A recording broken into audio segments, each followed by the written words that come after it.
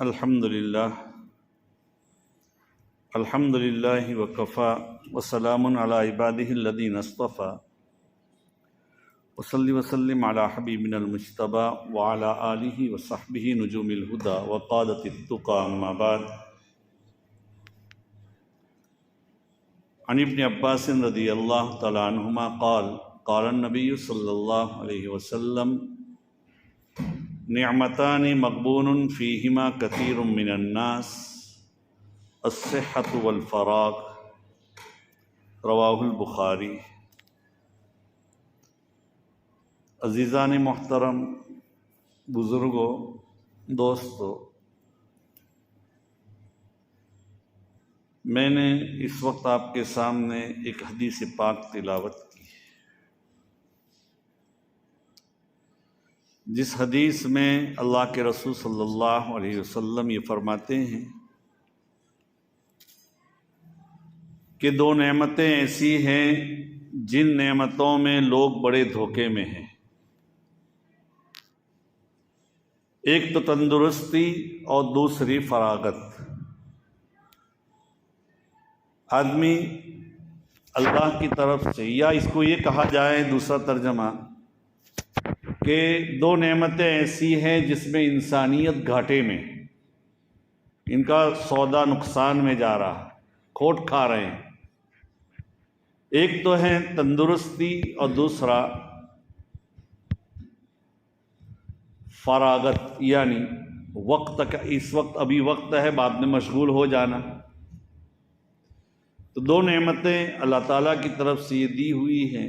دیکھیے، حق تعالیٰ شانہ کی جانب سے بڑی نعمت آدمی کو حاصل ہوتی ہے، لیکن آدمی اس کی قدر نہیں کرتا۔ انسان یہ چاہتا ہے آج وقت ہے، کل کر لیں گے۔ دیکھیے، ہماری زندگی کا ایک ایک لمحہ یہ قیمتی شے ہے، قیمتی چیز ہے، اس کی قدر کرنی چاہیے اور اس کو استعمال کرنا۔ جیسے کہ زندگی ایک برف کی طرح ہے، اگر برف کو آپ استعمال کریں گے، خود بھی فائدہ اٹھائیں گے، دوسروں کو بھی فائدہ پہنچے گا۔ اور اگر برف سے فائدہ نہ اٹھایا تو وہ پگھلتا رہے گا۔ زندگی کی مثال بھی ایسی ہے کہ زندگی گزر جائے گی، اگر آدمی نے زندگی سے فائدہ نہیں اٹھایا تو یہ اس کا ایک نقصان ہی ہے، ایک کیا ہے، ایک سودے میں گھاٹا ہی ہے۔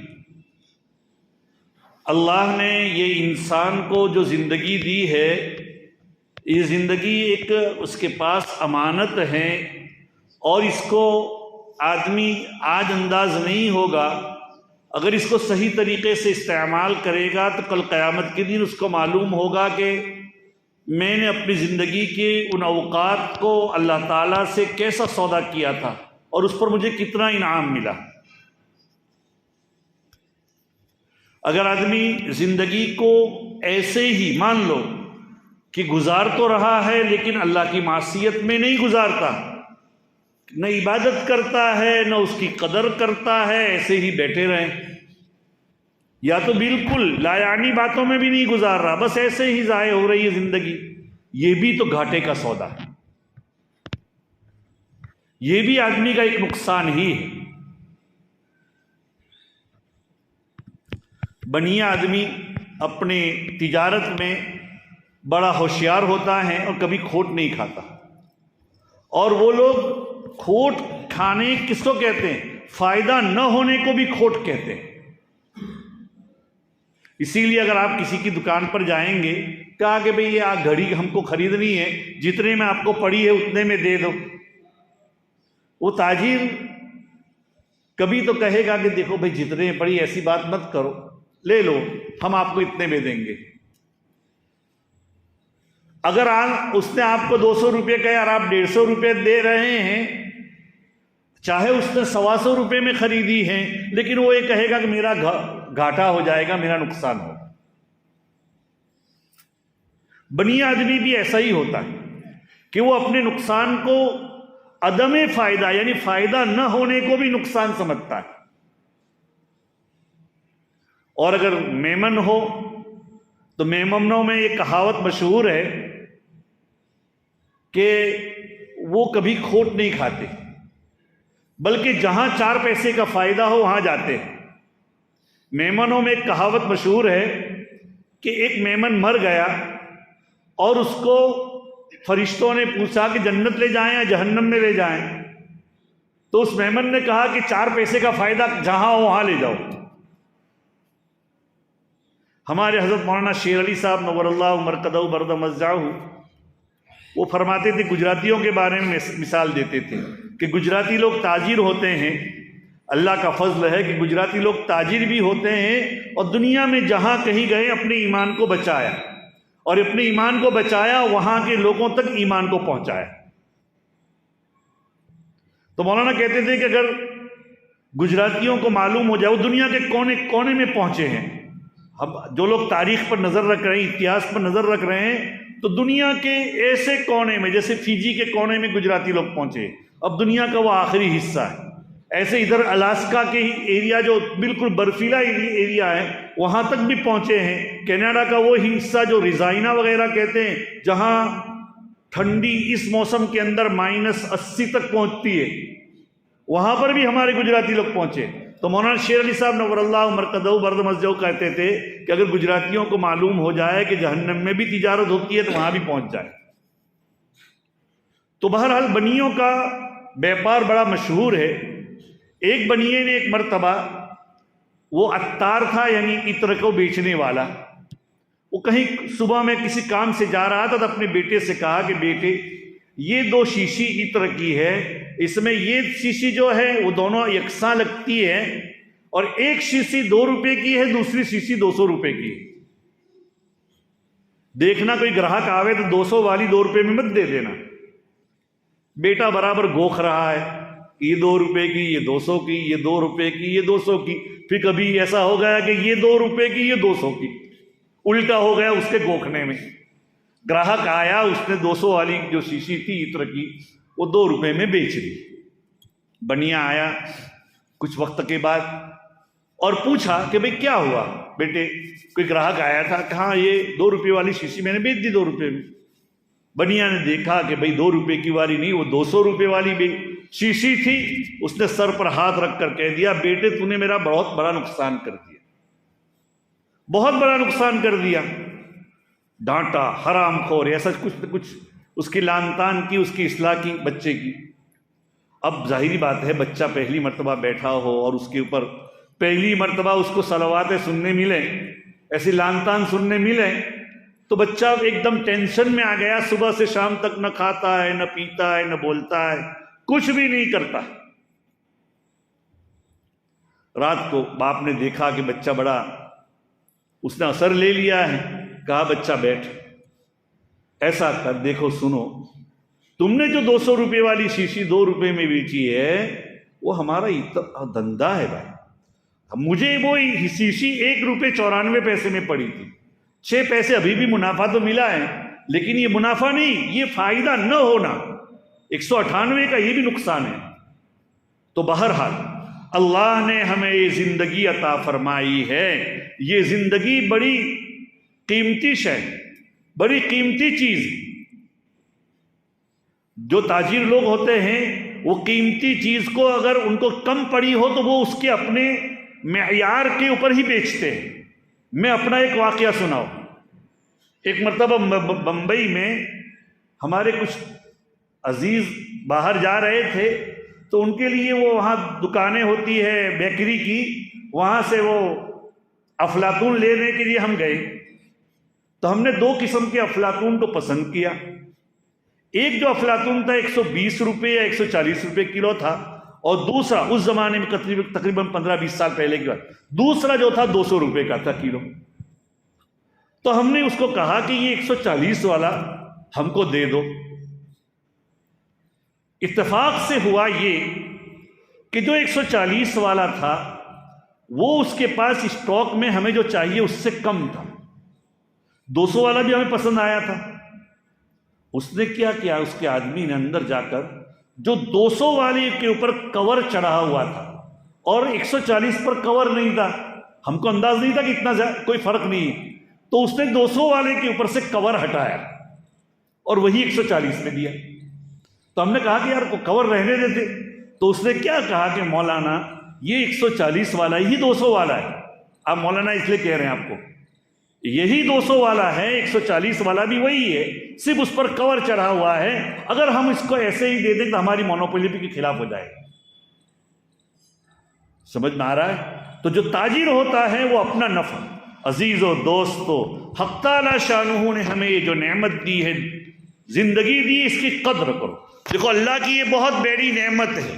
ایک تو یہ کہ ہر نعمت کے 3 لوازم ہیں، 3 چیزیں کرنی اس کے شکریہ کے طور پر۔ ایک تو اس نعمت کی قدر کرے، ایک تو اس نعمت کا شکریہ ادا کرے، اور ایک یہ ہے کہ اس نعمت کو جیسے حق تعالی شانہ کا تقاضا ہے اس کے مطابق اس کو ادا کرے۔ یہ اصل زندگی کا ہے۔ اللہ نے اپنی اطاعت کے لیے پیدا کیا ہے، ہم اپنی زندگی سے فائدہ نہ اٹھاویں، ہم اپنی زندگی سے فائدہ نہ اٹھاویں۔ جیسے وہ بنیا اس کو فائدہ نہ ہونا گھاٹا کا نقصان ہے، ایسے ہی ہماری یہ زندگی سے چاہے ہم فائدہ نہ اٹھاویں لیکن تب بھی یہ گھاٹے کا نقصان۔ آدمی تو کیا اللہ چلتے پھرتے اللہ کا ذکر کرتا ہے، آدمی تو جب موقع ملے اللہ کی عبادت کرتا ہے، اگر دنیا کے کاموں میں لگا ہوا ہے تو دنیا کے کام میں لگا رہے، لیکن اپنے وقت کو آدمی ضائع نہ کرے۔ آج ہمارے نوجوان کس طرح اوقات ضائع کر رہے ہیں، اور ہمارے بزرگ کیسے اپنے اپنے اوقات کیا ہے خرچ کرتے تھے، اس کو آپ دیکھیے۔ ہمارے بزرگان دین ان کی عادت یہ تھی کہ اپنے اپنے اوقات کو بڑے استعمال کرتے تھے۔ حافظ ابن حجر عسقلانی نور اللہ مرقدہ بڑے بزرگ گزرے ہیں، بخاری شریف کی شاندار شرح فتح الباری لکھی ہے، اور بھی بہت سی کتابیں ہیں ان کی، الاصابہ فی احوال الصحابہ، اور بھی بہت سی اور کتابیں ان کی۔ انہوں نے زندگی بھر دین کی خدمت میں لگا دی۔ یہ قلم سے جو لکھتے تھے، جو لوگ آج سے 50 سال پہلے کی طرف چلے جائیں تو ان کو معلوم ہے کہ قلم سے جب لکھا جاتا تھا تو وہ قلم کیا ہے، ایک کھڑیا ہوتا تھا روشنائی کا، اور قلم وہ لکڑی کی قلم ہوتی تھی، اور اس کو چھیلا جاتا تھا، چھیلنے کے بعد اسی سے لکھتے تھے، تھوڑی دیر کے بعد یا کچھ لکھنے کے بعد وہ گھس جاتی تھی تو دوبارہ لکھتے تھے۔ حافظ صاحب کے بارے میں آتے ہیں کہ جب وہ لکھتے تھے، لکھتے لکھتے ان کی قلم اگر وہ گھس گئی تو وہ چاقو سے جو چھلتے تھے اتنی مقدار بھی اللہ کا ذکر کرتے تھے۔ ہم نے اپنے بزرگوں کو دیکھا، حضرت شیخ یونس صاحب نور اللہ مرقدہ کو، کہ وہ سو رہے ہیں، ان کی زبان سے ذکر جاری ہے۔ کیوں؟ انہوں نے اپنی عادت بنا لی تھی کہ خالی اوقات میں ذکر بناؤ، ذکر کرو، اللہ کی یاد کرو۔ تو اللہ کی یاد کرو، اپنی دنیاوی ضروریات ہیں اس کا نظام کرو، کام کرو، اپنے اوقات کو ضائع مت کرو۔ عزیز و دوستو، آج ہم یہ کہتے ہیں کہ ہمیں فرصت نہیں۔ عزیز و دوستو، ہماری ماں بہنیں بھی یہ کہتی ہیں کہ ہمیں فرصت نہیں۔ یہ ایک بہانہ ہے۔ آج سے 50 سال پہلے آپ چلے جائیے، آپ اپنی ماں بہنوں سے پوچھ سکتے ہیں، ہم نے تو دیکھا ہے، ہمارے جو بڑی عمر کے لوگ ہیں ان کو انہوں نے دیکھا ہے کہ ہماری ماں بہنیں صبح میں پانی بھرنے کے لیے کہاں جاتی تھی؟ گاؤں سے باہر جاتی تھی، پانی لاتی تھی۔ بہت سی جگہوں پر گھر میں چکی پیستی تھی، تب کیا روٹی بنتی تھی۔ اگر صبح میں چائے بنانا ہو تو آپ کیا کرتے؟ ہماری ماں بہنیں کہ صبح میں چائے بنانے کے لیے یا تو وہ اسٹو سلگاتی تھی یا آگ سلگاتی تھی، اس میں آدھا گھنٹہ ان کا صرف ہو جاتا تھا۔ آج اللہ نے ہمیں کتنی نعمتیں دی۔ اللہ نے ہمیں کہ چائے بنانا ہے ماں بہنوں کو، اگر گیس کے اسٹو کا کیا اس کا کان مروڑا چالو ہو گیا ہے، ہو گیا کہ نہیں؟ آج جو بھی ضرورت ہے، رات کو سونا ہو، پہلے زمانے میں لالٹین ہوتی تھی، لالٹین کا مطلب کیا ہے، وہ فانس ہوتی تھی اور اس کو سلگاتے، کبھی رات کو وہ کیا بند کرنا پڑتی تھی، کبھی وہ دیا ہوتا تھا تو اندھیرے میں رہتے تھے۔ آج آپ نے ایک سوئچ لگا دی، پورا گھر روشن ہو گیا۔ اللہ نے کتنی ہمیں نعمتیں دی ہیں۔ اس زمانے میں تب بھی ماں بہنوں کے پاس وقت تھا، آج ہمارے پاس وقت نہیں، اس لیے کہ ہمارا وقت لغویات میں بہت گزر رہا ہے۔ ہمارا وقت لغویات میں اتنا گزر رہا ہے کہ جس کی کوئی حد نہیں. ہم اگر فون ہاتھ میں لیتے ہیں تو آدھے گھنٹے تک فون ہمارا. آپ دیکھیے آج کل تو فون کے اندر بھی یہ سسٹم آ گئی ہے کہ ہم ہفتے میں کتنے گھنٹے فون استعمال کرتے ہیں, کتنے گھنٹے استعمال کرتے ہیں. میں نے ایک نوجوان کا فون کبھی لیا اور اس کو پوچھا کبھی میں تمہارا فون تھوڑا دیکھ سکتا ہوں. مجھے کسی نے بتایا تھا وہ طریقہ. میں نے اس کے فون کو دیکھا تو ہفتے میں اس نوجوان کا فون اوسطاً روزانہ 5.5 گھنٹے استعمال ہوتا تھا. عزیزو دوستو, 1 گھنٹے کی ہم نماز کا وقت پورا کا پورا نہیں نکال پاتے. ہمارے نوجوان 5.5 گھنٹے تک اوسطاً یعنی ایوریج ہم 5 گھنٹے تک ہم استعمال کر رہے ہیں. ہماری زندگی, ہمارا نوجوان کہاں جا رہا ہے عزیزو دوستو؟ ہم وقت کی کتنی قدر کر رہے ہیں. اللہ نے کیا اسی لیے ہمیں پیدا کیا تھا؟ ایک تو اس میں کیا ہم دیکھ رہے ہیں وہ ہمیں معلوم نہیں. نوجوان اگر وقت کو ایسے ہی آدمی سو جائے, آرام کر لے تو اس کی صحت سنبھلے گی, لیکن اگر سوتا بھی نہیں, کچھ بھی نہیں کرتا تو اس کی صحت بھی بگڑے گی. عزیز و دوستو, اس لیے حدیث پاک میں اللہ کے رسول صلی اللہ علیہ وسلم نے فرمایا کہ بھئی نعمتان مغبون فیہما کثیر من الناس. 2 نعمتیں ایسی ہیں جس میں اکثر لوگ دھوکہ کھائے ہوئے ہیں. ایک تو صحت. آدمی یہ سوچتا ہے آج تو میں نوجوان ہوں, تندرست ہوں, اور شیطان کا سب سے بڑا دھوکہ یہ ہوتا ہے, دیکھو شیطان کسی کو اس طرح نہیں روکتا کہ تم نماز نہ پڑھو, شیطان اس طرح نہیں روکتا کہ تم آج عبادت نہ کرو, تم اللہ کا قرآن نہ پڑھو. شیطان ہمیں کیا کہتا ہے؟ ارے تندرست ہے, کل کر لیں گے, صبح میں کر لیں گے. حالانکہ کسی بھی کام کو کل نہ کر, کل کا بھروسہ نہیں, کل نہ کر, کل کا کوئی بھروسہ نہیں. ایک آنے والی منٹ کا, سیکنڈ کا بھروسہ نہیں کہ کیا ہونے والا. تو آدمی کو چاہیے کہ آج کے کام کو کل پر نہ ڈالے, فوراً. دیکھیے آدمی کے دل میں اگر کوئی خیال آوے نیکی کرنے کا تو سمجھو کہ یہ وارد ہے اللہ کا مہمان. اگر آپ کی طرف, آپ کے پاس کوئی مہمان آوے آپ کے گھر میں, آپ فوراً اس کا کیا اکرام کرو گے. وقت اگر کھانے کا ہے پہلے پانی پلائیں گے, کھانے کا وقت ہے کھانے کا پوچھیں گے, کھلائیں گے. اگر چائے کا وقت ہے چائے پلائیں. اللہ کی طرف سے جو خیال وقت دل میں آیا ہے, وہ خیال دل میں آنا یہ اللہ کا مہمان. ان مہمانوں کی قدر کرو. ان مہمانوں کو کیا ہے, اللہ کی طرف سے آنے کے جو مہمان ہیں ان کو اللہ کے راستے میں جیسا استعمال کرنا چاہیے, اللہ نے بتلایا ہوا دین کے بتلائے ہوئے طریق پر استعمال کریں. یہ وقت کی قدر ہے.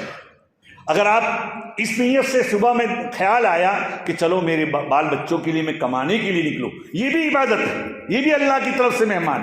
ارے آج تو تھوڑا ہے, تھوڑا بہت تو کل کر لیں گے, آج کسی طرح گزار لیں گے. عزیز و دوستو, تمہاری اولاد کا بھی تم پر حق ہے, ان کا بھی خرچ پورا کرنا یہ بھی ایک عبادت بن جائے گا. تو آدمی اپنی صحت کی زمانے کی کیا تندرستی کرے. دیکھیے حدیث پاک میں اللہ کے رسول صلی اللہ علیہ وسلم فرماتے ہیں کہ آپ صلی اللہ علیہ وسلم نصیحت کر رہے تھے اور فرما رہے تھے اغتنم خمسا قبل خمس. 5 چیزوں کو 5 چیزوں سے پہلے کیا کرو, قدر کر لو. 5 چیزوں کو 5 چیزوں کے پہلے قدر کر لو. شبابک قبل حرمک, وصحتک قبل سقمک, وغناک قبل فقرک, وفراغک قبل شغلک, وحیاتک قبل موتک. اللہ کے رسول فرماتے تمہاری جوانی کو بڑھاپے سے پہلے قدر کر لو. آج جوانی ہے, آج طاقت ہے. جوان آدمی پہاڑ کو ایک جگہ سے دوسری جگہ منتقل کر سکتا ہے. جوان آدمی جو چاہے وہ عبادات کر سکتا ہے, جو چاہے وہ اپنی زندگی کے ان لمحات کا استعمال کر سکتا ہے. تو اپنی جوانی کو استعمال کرو پہلے. تو بڑھاپا آئے گا تو جب منہ میں دانت نہیں ہوں گے, پیٹ میں آنت نہیں ہوگی, اور اس وقت آدمی چاہے گا کہ میں یہ کر لوں وہ کر لوں. لیکن اب وہ وقت کہاں ہے کہ آپ ان اوقات میں دوسری چیز وہ جو چاہے وہ کر پاؤ. تھوڑا بہت کریں گے اور تھک جائیں گے. اپنی صحت کو بیماری سے پہلے اس کو غنیمت سمجھو. اپنی صحت کو بیماری سے پہلے غنیمت سمجھو. اگر آج تندرستی آپ اپنی صحت کو سنبھالا ہے بیماری سے پہلے, تو کل بڑھاپے میں یہی صحت کام آئے گی.